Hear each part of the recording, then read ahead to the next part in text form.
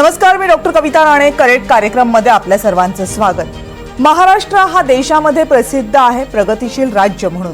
औद्योगिकदृष्ट्या महाराष्ट्र प्रगत राज्य म्हणून ओळखलं जातं. शिक्षणाच्या पातळीवर महाराष्ट्र प्रगत राज्य म्हणून ओळखलं जातं आणि इतर अनेक गोष्टींसाठी महाराष्ट्राचे दाखले दिले जातात.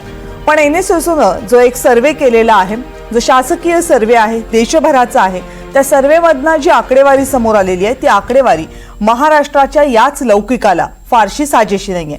ही आकडेवारी आहे ग्रामीण भागामधला महाराष्ट्र, एकूण ग्रामीण देश किती पुढे आहे आणि त्या तुलनेमध्ये महाराष्ट्राची काय अवस्था आहे. जर ही आकडेवारी नीट पाहिली, सखोल तिचं विश्लेषण केलं तर असं लक्षात येतं की महाराष्ट्र हा ग्रामीण भागाचा विचार करता देशामध्ये अजिबात प्रगतिशील राज्य असल्याचं चित्र दर्शवत नाही. असं काय सांगते ही आकडेवारी?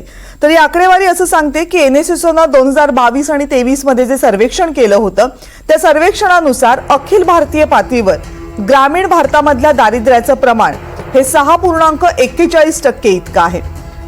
म्हणजे सरासरी दारिद्र्याचं प्रमाण आहे 6.41%. आता महाराष्ट्राच्या दारिद्र्याचं प्रमाण किती आहे तर ते आहे 9.55%. म्हणजे सरासरीच्या जवळपास 3% जास्त महाराष्ट्राचं ग्रामीण दारिद्र्याचं प्रमाण आहे. आता हे जर तुम्ही इतर राज्यांशी तुलना करून पाहिलं, ज्या राज्यांना प्रामुख्यानं गरीब राज्य म्हणून संबोधलं जातं, बिमारू राज्य म्हणून संबोधलं जातं, त्यातलं सगळ्यात महत्त्वाचं आणि मोठं म्हणजे उत्तर प्रदेश. उत्तर प्रदेशमधल्या ग्रामीण दारिद्र्याचं प्रमाण आहे 6.80%. म्हणजे महाराष्ट्राच्या पेक्षाही हे प्रमाण कमी आहे. बिहारमध्ये ग्रामीण दारिद्र्याचं प्रमाण आहे 6.35%. म्हणजे हे सुद्धा महाराष्ट्राचं जे प्रमाण आहे 9.55% त्यापेक्षा बरंच कमी आहे. याचा अर्थ उत्तर प्रदेश आणि बिहारपेक्षा ग्रामीण महाराष्ट्र याचं दारिद्र्य हे जास्त आहे. ग्रामीण महाराष्ट्र जास्त गरीब आहे. महाराष्ट्रापेक्षा जास्त ग्रामीण दारिद्र्य कुठे दिसले आतापर्यंत तर ते फक्त काही राज्यांमध्ये आहे. जी राज्य आहेत नागालँड, छत्तीसगड, झारखंड. याच 3 राज्यांव्यतिरिक्त इतर कोणत्याही राज्याचं प्रमाण हे महाराष्ट्रापेक्षा कमी आहे.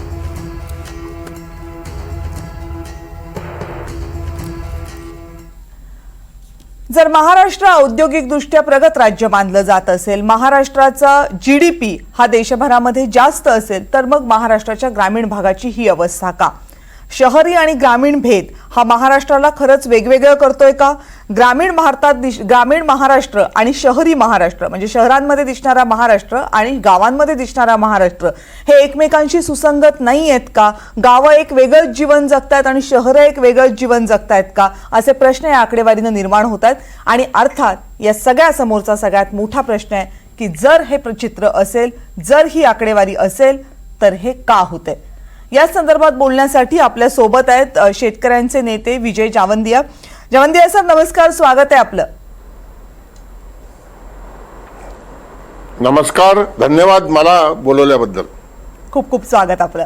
ग्रामीण अर्थव्यवस्थेचे अभ्यासक म्हणून ज्यांची ओळख आहे ते किशोर तिवारी या चर्चेमध्ये सहभागी होत आहेत. तिवारी सर, आपलंही स्वागत या चर्चेमध्ये. नमस्कार. नमस्कार. आणि तुमच्या कृपेमुळे मला विजय जावंदिया सरांचं ऐकायला मिळेल. धन्यवाद. मी तुमचं धन्यवाद बेटा. थँक्यू. आणि आणखीनही काही गेस्ट या चर्चेमध्ये सहभागी होणार आहेत. आत्ता थ्रू झालेले नाहीये, ते झाले की मी त्यांची ओळख करून देते. जावंदिया सर, पहिल्यांदा तुमच्याकडे येते.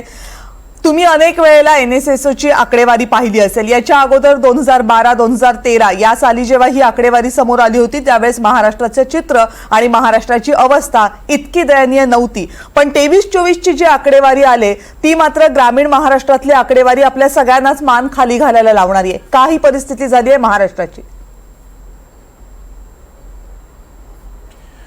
ते फार सोपं याचं उत्तर आहे की 2012-13च्या पूर्वी जे सरकार होतं डॉक्टर मनमोहन सिंगांचं, त्यांनी विदर्भातल्या कोरडवाहू शेतकऱ्यांच्या आत्महत्येची दखल फार गंभीरपणे घेतली होती. तेवढंच नाही तर देशातल्या शेतकऱ्यांच्या प्रश्नाची दखल गंभीरपणे घेतली होती. आणि त्यांनी त्यांच्या धोरणात्मक निर्णयामध्ये फार मोठे बदल करून ग्रामीण भागात पैसा पंप करण्याचा निर्णय घेतला होता. Okay. ग्रामीण भागात थोडा जास्त पैसा पाठवण्याची गरज आहे 90-91 नंतर या देशामध्ये गाव आणि शहर यांच्यातलं आर्थिक अंतर वाढत आहे आणि म्हणून त्यांनी 3 महत्वाचे निर्णय घेतले होते. एक मनरेगा त्यांनी सुरू केली होती, त्याच्या माध्यमातून त्यांनी गावात पैसा पंप केला. 70,000 कोटी रुपयाची देशातल्या शेतकऱ्यांची कर्जमाफी केली होती. ती विदर्भावर अन्याय करणारी होती, पण काही प्रमाणात कर्ज माफ झालं, पुन्हा कर्ज मिळालं, ग्रामीण भागात पैसा गेला. आणि तिसरं त्यांनी MSP ही 28 ते 50% वाढवली होती. कापसाची MSP तर 2030 वरून 3,000, एका वर्षात 50% वाढ. आताच्या सरकारच्या या 11 वर्षाच्या याच्यात असं कधी झालेलं नाही आहे आणि त्याच्यामुळे ग्रामीण भागात पैसा गेला आणि म्हणून ते आकडे तसे दिसतात आहेत.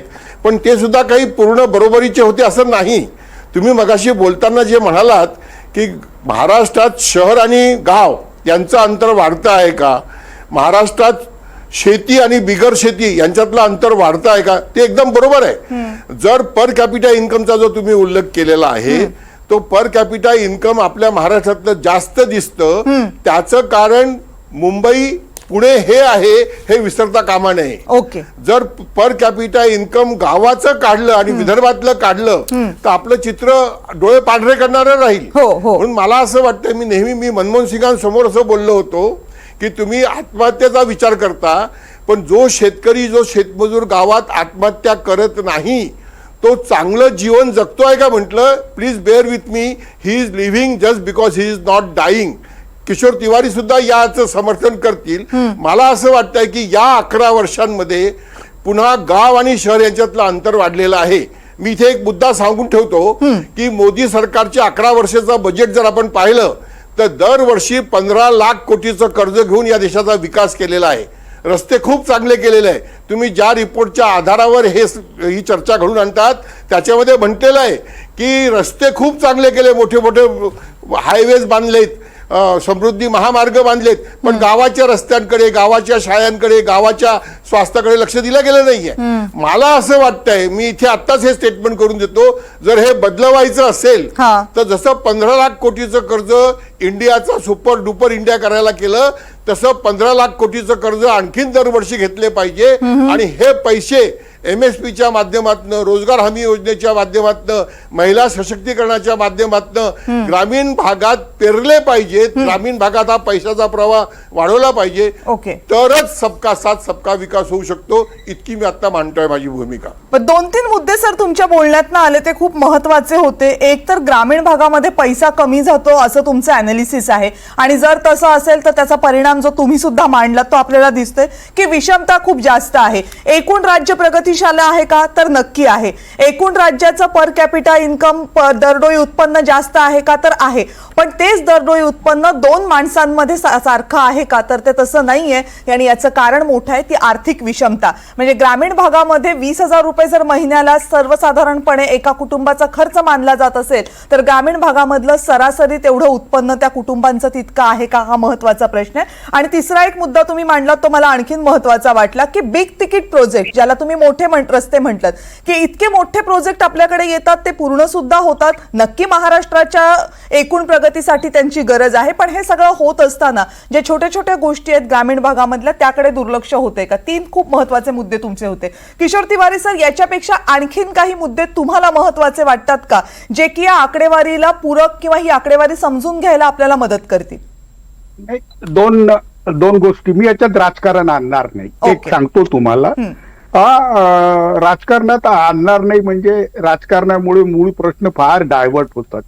तर महाराष्ट्रावरही त्यावेळेस 50,000 कोटीचं कर्ज होतं, आज 9 लाख कोटीचं कर्ज झालं आणि भारतात सुद्धा 150 लाख कोटीचं कर्ज झालं, ते समोर आहे. मात्र हे कर्ज काढून आपण शहर वृद्धी केली, त्यांचा विकास केला. महाराष्ट्रामध्ये नागपूर आणि विदर्भ असं 2 गॅप आहेत ना. तसंच मराठवाडा, उत्तर महाराष्ट्र आणि विदर्भ यामध्ये शेतकऱ्यांच्या मूळ प्रश्नावर सरकार काम करू शकलं नाही हे दिसतंय. आणि महाराष्ट्राच्या ग्रामीण भागात एक विचित्र परिस्थिती आहे. लोकांची क्रयशक्ती वाढली आहे आणि क्रयशक्ती वाढवण्यासाठी सरकारनं मायक्रो फायनान्स कंपन्या पेरल्या आहेत. मला समजलं नाही शेतकरी जेव्हा संपन्न होईल तेव्हा मजूर संपन्न होईल आणि ग्रामीण महाराष्ट्र संपन्न होईल. आणि शेतकरी हा विपन्नावस्थेत जात आहे. मजुरांना सुद्धा जसं नरेगाचा प्रश्न विजय भाऊनी काढला, तर नरेगाची कामं सुद्धा कशी कागदावर होतात बघा. 50 लाख मजुरांना रोजगार दिला असं म्हणतात आणि त्याच्यात पंतप्रधान आवाज मध्ये सगळ्या मजुऱ्या दाखवल्या जातात. मला कुठंच सरकारकडून जसं म्हणजे मनमोहन सिंगाच्या वेळेस कामं खूप झाली आणि यावेळेस कामं झाली नाही असा काही प्रकार नाही. त्यावेळेस ही ग्रामीण भागातलं आर्थिक संकट तसंच होतं. मात्र मोदीजी यांच्या सोबत मी 5-6 वर्ष काम केलं. मोदीजींनी म्हटलं की ऍस्पिरेशनल डिस्ट्रिक्ट म्हणजे मागासलेले जिल्हे विदर्भ आणि मराठवाड्यातले सगळे निवडले आणि याच्यावर मी काम करतो असं म्हणाले. मात्र मोदी सोबत एक दांडगी टीम नसल्यामुळे आणि त्यांचा फॉलोअप वीक असल्यामुळे ग्रामीण भागात बरोबर काम झालं नाही. आता देवाभाऊची विकास यात्रा ही जशी मुंबईमध्ये गाजत आहे, नागपूरमध्ये गाजत आहे, समृद्धी मार्ग 1, समृद्धी मार्ग 2. आता मला एक सांगा की हे ग्रामीण भागातलं चित्र बदलणार होतं. समृद्धी मार्गामुळे विदर्भ आणि मराठवाड्याचा कायापालट होणार होता. आज आपले तिसरे गोष्ट मला वाटते आमचे पाशा सर तर नाही ना, कारण निवडणुकीची वेशभूषा केलेली असल्यामुळे मी ओळखू शकत नाही त्यांना. पाशा पटेलजीच आहेत. पहा ना, निवडणूक आली, टोपी आली, चष्मा आला, काय माणूस आहे. सोयाबीनचा भाव किती जाणार होता, कुठं आहे. पाशा पटेल तर अशा ह्याच्यात जाऊन फसला आहे. मी तर गेलो आणि बाहेर आलो. मग पाशा पटेल फसलेले आहे. पाशा पटेल यांनी कबूल करावं, त्यांची टीम बरोबर काम करत नाहीये हे कबूल करावं. ठीक आहे, आपण त्यांना विचारूयात ना. आपण पाशा पटेलजींनाच विचारूयात. पाशा पटेलजी, तुम्ही चर्चेच्या नेमक्या कोणत्या टप्प्यावर नेमके थ्रू झालात मला कळलं नाही, पण विषय आपला हा आहे की NSSनं जो अहवाल दिलेला आहे त्या अहवालानुसार ग्रामीण भागातल्या परिस्थितीची जी माहिती आलेली आहे त्यानुसार महाराष्ट्र हा शेवटून 4थ्या क्रमांकावर दिसतोय आणि बिहार आणि उत्तर प्रदेश सारखी राज्य जी प्रामुख्यानं गरीब राज्य मानली जात होती, अविकसित राज्य मानली जात होती, ती सुद्धा महाराष्ट्राच्या ग्रामीण भागाचा विचार करता पुढे गेलेली आहेत. काही कारणांचा उहापोह आतापर्यंतच्या चर्चेमध्ये झाला. त्यामध्ये विषमता आहे प्रचंड मोठ्या प्रमाणावर. मोठ्या प्रोजेक्ट्सवर लक्ष जास्त केंद्रित केलं जाते. ग्रामीण भागामध्ये येणाऱ्या पैशाचा ओघ कमी आहे.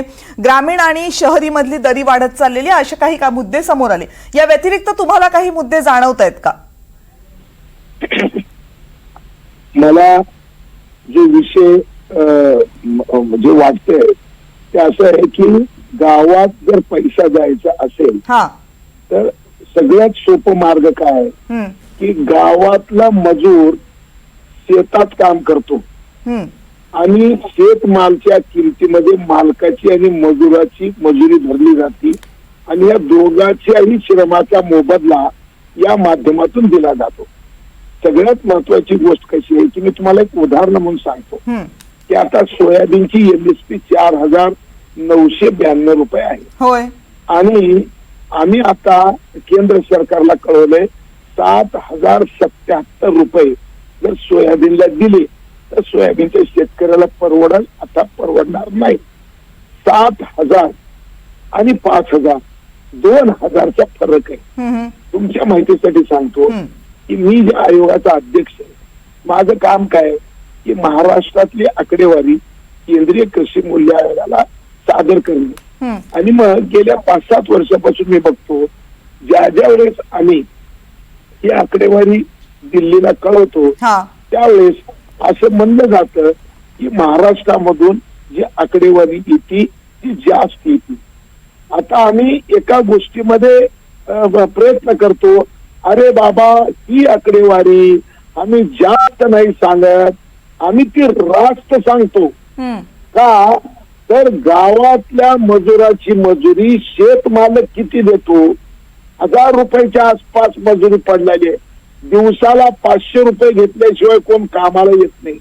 मजुरीने कोण आता शेतात यायला तयार नाही. सगळेजण आता गुत्ती आणि टेंडर मागत असतात. टेंडरचा अर्थ तो मजूर संध्याकाळी 1000 रुपये त्या कामातून घेऊन जातो. मग माझ्या वरच्या खिशातून म्हणजे खालच्या खिशातून 1000 चालली आणि वरच्या खिशात 270 रुपये जर आले तर गावामध्ये पैसा यायची सुतराम शक्यता नाही. आता याच्यामध्ये आम्हाला एक आशा आहे. ती आशा काय की 3 कृषी कायद्यानंतर माननीय मोदी साहेबांनी हे जे विषय आहेत ते विषय नव्याने विचार करून कशा पद्धतीनं उत्पादन खर्च काढायची सिस्टीम तयार केली पाहिजे. त्यासाठी जे पंतप्रधानांनी 7 माणसाची कमिटी तयार केली होती त्या 7 माणसापैकी देशातले मी एक आहे. अजून त्याचा रिपोर्ट आलेला नाही. परंतु मी तुमच्या माध्यमातून सगळ्या महाराष्ट्राला सांगू इच्छितो की ही जी दरी आहे केंद्र सरकार जे हमीभाव जाहीर करतं आणि राज्य सरकार जे केंद्राला कळवतं त्याच्यामध्ये फरक आहे. फरक कशामुळे आहे का तर केंद्र सरकार सगळ्या राज्यातली आकडेवारी गोळा करतं त्याची सरासरी काढतं आणि ते जाहीर करतं. आम्ही सरासरी नाही काढत. आम्ही जे वस्तुस्थिती शेतकरी जो खर्च करतो ती आम्ही सांगत असतो. आणि जर का समजा आम्ही म्हणजे राज्य सरकार केंद्र सरकारला जी आकडेवारी देते ती जर आता मिळाली असती तर या रिपोर्ट मध्ये जे काही असंतुलनपणा दिसतोय तो दिसला नसता. ओके. म्हणजे तुम्ही प्रामुख्यानं एमएसपी बद्दल बोललात कारण राज्य कृषी मूल्य आयोगाचे तुम्ही अध्यक्ष आहेत त्यामुळे हा विषय तुमच्या अगदी रोजचा आहे अभ्यासाचा आहे. त्यामुळे एमएसपीच्या बाबतीत नेमके प्रश्न काय आहेत आणि एमएसपी कशी शेतकऱ्यांच्या गरीब असण्याला कारणीभूत आहे याचं विश्लेषण तुम्ही केलं. जावंदिया सर, पण मगापासून जो एक मुद्दा समोर येतोय की ग्रामीण भागामध्ये पैसा नाहीये, ग्रामीण भागामध्ये लोकांना पुरेसं काम नाहीये. आता मुद्दा असा आहे की जेव्हा आपण ग्रामीण भागामध्ये जातो लोकांशी बोलतो त्यावेळेस शेतकरी वर्गाचं प्रामुख्यानं असं म्हणणं असतं की शेतात काम करायला लोकच मिळत नाहीये. आता आपल्याला पाशा पटेलजी सांगत होते की 1000 रुपये दिल्याशिवाय काम म्हणजे एकीकडे लोकांकडे पैसा नाहीये काम नाहीये असं आपण म्हणतो आणि दुसरीकडे त्याच लोकांची तक्रार आहे की काम करायला माणसं नाहीयेत. ही विषमता नेमकी काय आहे म्हणजे यातलं वास्तव काय आहे? नाही कसं आहे बघा, मला असं वाटतं की आमच्या देशामध्ये जे काही सरकार चालवतात कोणताही पक्ष असो ते स्टॅटिस्टिकल जगलरी फार चांगल्या पद्धतीने करतात. आणि हा सगळा त्या स्टॅटिस्टिकल जगलरीचा सगळा हा भाग आहे. शहरातल्या लोकांची चंगल होऊ द्यायची, संघटित लोकांची चंगल होऊ द्यायची आणि ग्रामीण भागातल्या लोकांना फक्त थोडं थोडं द्यायचं. पहिले गरिबी हटावच्या नावाने दिलं गेलं, आता सबका साथ सबका विकासाच्या नावाने 5 किलो फुकट धान्य दिलं जात आहे. मी तुम्हाला एक साधा आकडा सांगतो. आम्ही स्वतंत्र झालो तेव्हा आमच्या देशाची पॉप्युलेशन 40 कोटी लोकांची होती. त्यातले 80% लोक ग्रामीण भागात राहायचे म्हणजे 32 कोटी लोक. तेव्हा शेतात काम करणाऱ्या कामगारांची चणचण नाही भासायची. आज आम्ही 144 कोटी आहोत आणि 60% जरी घेतले तरी जवळपास 84 कोटी आहोत.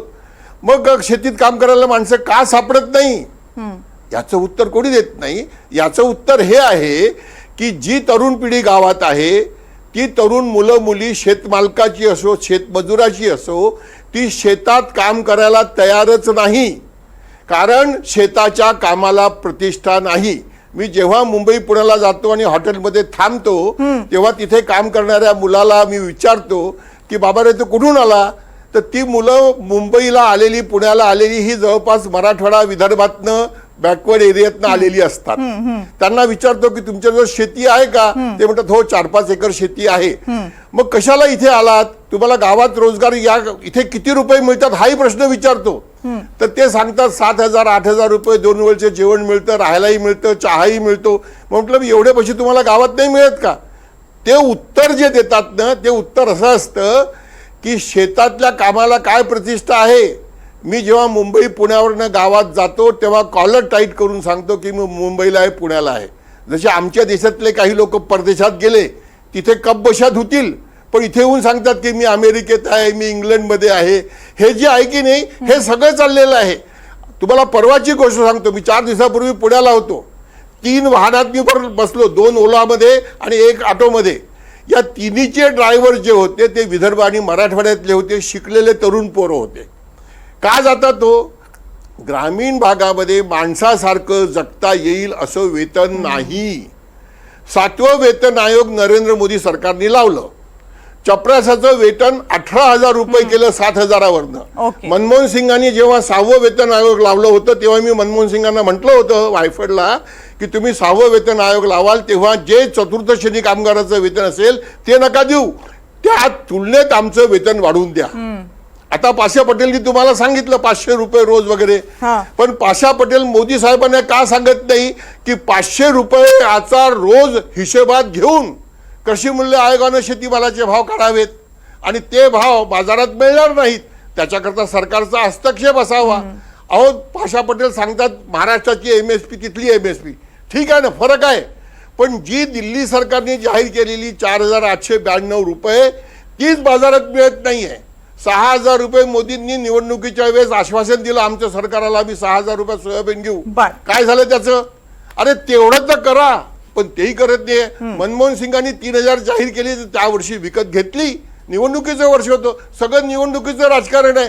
मग सगळं निवडणुकीचं राजकारण करता फक्त करणार असाल तर कसा काय मूलभूत प्रश्न सुटणार आहे? बरोबर. मला असं वाटतं जो मूळ प्रश्न आहे त्याकडे, त्यातला सर तुमच्या बोलण्यामधला जो महत्वाचा मुद्दा समोर आला, इच्छाशक्ती नाही. तुमचा जो महत्वाचा मुद्दा होता की एक तर ठोस उत्पन्न नाहीये, म्हणजे श्रमाला प्रतिष्ठा नाहीये, आणि श्रमाला प्रतिष्ठा नाही हा मुद्दा जरी बाजूला ठेवला तरी त्या शेतीतनं ठोस उत्पन्न नाहीये. म्हणजे काल अवकाळी पाऊस आला तर त्या शेतकऱ्यांची जी अवस्था झाली होती ती पाहता पाहता स्क्रीनवर पाहताना अनेकांच्या डोळ्यामध्ये पाणी आलं, इतकी वाईट अवस्था होती ती. आणि असं असेल तर कुठल्या तरुण मुलाला असं वाटेल की आपलं अख्खं आयुष्य शेतीत जावं? अगदी थोडक्यात मला एक मुद्दा आणखी म्हणू द्या फक्त हे विषय काही करण्याकरता. हा आता बिलकुल थोडक्यात म्हणतो. अहो आता तर क्लायमेट चेंजच्या पार्श्वभूमीवर वातावरण बदलामध्ये केवढा मोठा धोका आहे आणि तो विदर्भ मराठवाड्यातल्या कोरडवाहू शेतकऱ्यांकरता किती मोठा आहे. मी परवा पाशा पटेलला फोनवर सांगितलं की शेतकरी फक्त बाजारातल्या भावाशी भांडत नाहीये, तो निसर्गाच्या अनिश्चिततेची भांडतोय. He is fighting with vagaries of nature and vagaries of market. याला कुशनिंग करणारं कुठे आहे हो? अहो जगात एकही देश विकसित नाही की जिथे सरकारच्या तिजोरीच्या पाठिंब्याशिवाय शेती केल्या जाते आहे. अमेरिकेतही नाही. मी पाचशेच्या समोर पुन्हा हा आकडा सांगतो. 1994 मध्ये कापसाचा भाव अमेरिकेत $1.10 म्हणजे ₹1.10 होता. तो आज 80 पैसे आहे 2025 मध्ये. पाशाने मोदीजींच्या सेक्रेटरीला विचारावं की आपण हे सगळे प्रश्न त्यांच्याकडे घेऊन जाऊया. फक्त किशोर तिवारीजी मला अगदी थोडक्यात सांगा की शेती, ग्रामीण भाग म्हणजे हा काही फक्त आणि फक्त शेती नसतो.